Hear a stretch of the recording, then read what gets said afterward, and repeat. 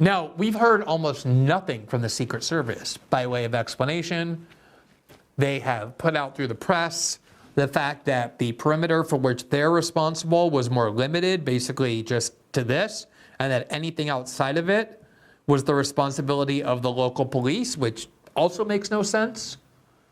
The Secret Service just arbitrarily creates a small square and says we're only going to safeguard the president for threats that emanate from here, but not 30 feet over from that obvious building and the roof that gives any kind of a shooter clear sight. There's been almost no accountability from the Secret Service. There's been a lot of controversy surrounding the Secret Service prior to this incident, including questions of whether the head of the Secret Service appointed by Biden was actually competent for the job and whether she is a partisan. She was the one who was responsible for the deletion of a lot of January 6th footage.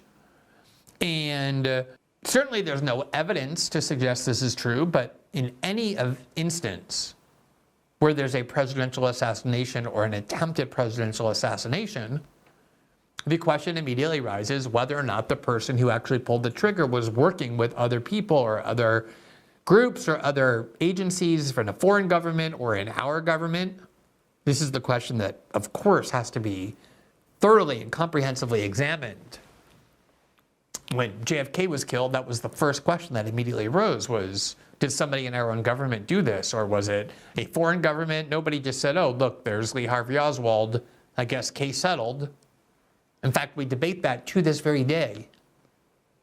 The same is true with a lot of the political assassinations of the 60s, of Malcolm X and Martin Luther King and RFK Sr. and even George Wallace. And so when you have an attack of this magnitude, politically speaking, we have to understand everything we possibly can as quickly as possible about what happened here. And we know actually very, very little. The identified shooter is a 20-year-old with almost no online imprint, something very rare for 20-year-olds in the United States, growing up in an internet culture. We hear that he had no apparent political views. He may have registered as a Republican when he first registered, but donated money a small amount of money to a progressive group, none of which is particularly revealing about their motives. We know nothing about the shooter. We know nothing about how the Secret Service had what presumably they would call a lapse of this enormity. They only have one job, the Secret Service, at least these agents assigned there, and that's to protect the people to whom they're assigned, even at the expense of their own lives. And I'm obviously not a professional in security or law enforcement, but you just look at this map and you instantly could identify that roof as a place where you would have to safeguard to prevent somebody who wanted to kill Donald Trump, which is the question you ask everywhere he goes, from having that line of sight. Now, there are all sorts of videos floating around the internet of people saying that they saw the shooter climb up the building. And we're talking about it and trying to alert law enforcement for a decent amount of time before the shooting began. Here's just one of these videos taken by an iPhone video of a participant who was at the Trump rally. And you can see people pointing to and looking at the shooter on the roof as he climbs up and gets ready to begin shooting. And there's no attempt, apparently, by anyone in law enforcement to intervene in any way. Here's one of those videos. If he was doing his job, I wouldn't even be doing this. I'd get some beautiful places to go to the ocean, the Mediterranean. Look, they're all pointing.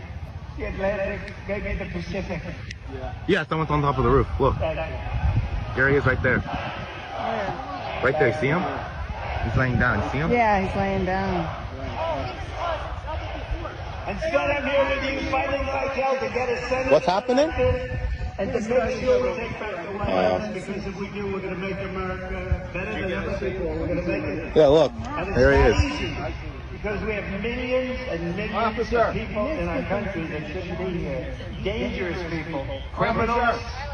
We have criminals. We have drug dealers. We have people that should not be here. Right on the roof. It's much tougher than it happens. You went right on the roof with that. That video was about 52 seconds long.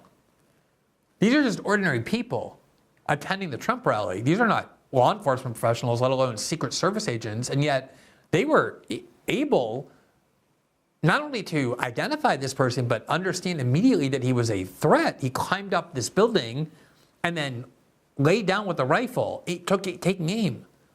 And they were talking about it the entire time. And yet no law enforcement observed that, no Secret Service observed what these ordinary citizens going to the rally, not looking for these sorts of things, obviously, were able to spot with that much time.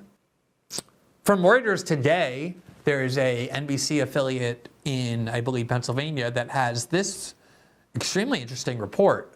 Law enforcement spotted the Trump shooter nearly 30 minutes before shots were fired, NBC affiliate reports. Quote, the man who tried to assassinate former President Donald Trump on Saturday was spotted by law enforcement nearly 30 minutes before shots were fired, a local NBC affiliate reported on Monday.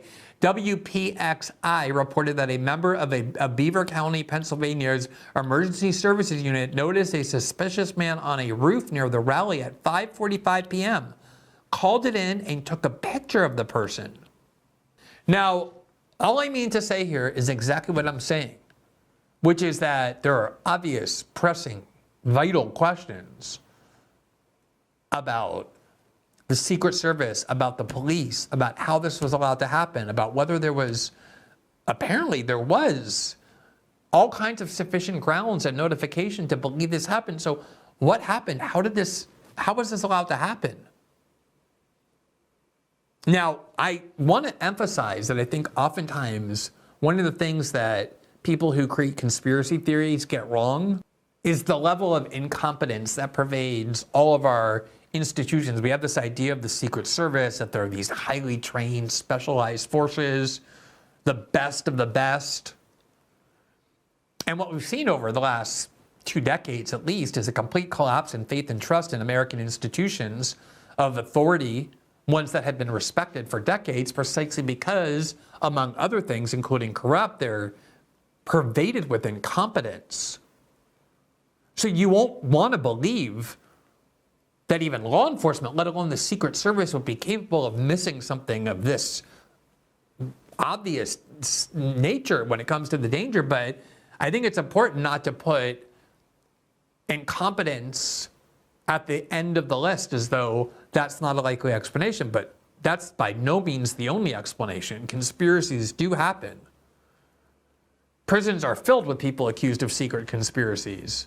Powerful people plot all the time to make things happen. I'm not saying that's what happened here, but in either case or whatever case, it's shocking, it's stunning that something of this magnitude took place in the way that it took place. And so I think what is really worth underscoring is how many questions we need answers to about the shooter, about the person's motives, about any connections that they might have had. We're told that the FBI can't get into his phone yet because of a password put over it. Talking about the FBI, the NSA, who have the most powerful and sophisticated password-breaking weapons of any group in the world. Back in 2013 and 2014, 10 years ago when I did the Snowden reporting, we reported on technology that was able to guess and enter 1 billion passwords per minute, and how they could break any even sophisticated encryption, let alone the basic kind of password that you put on an iPhone.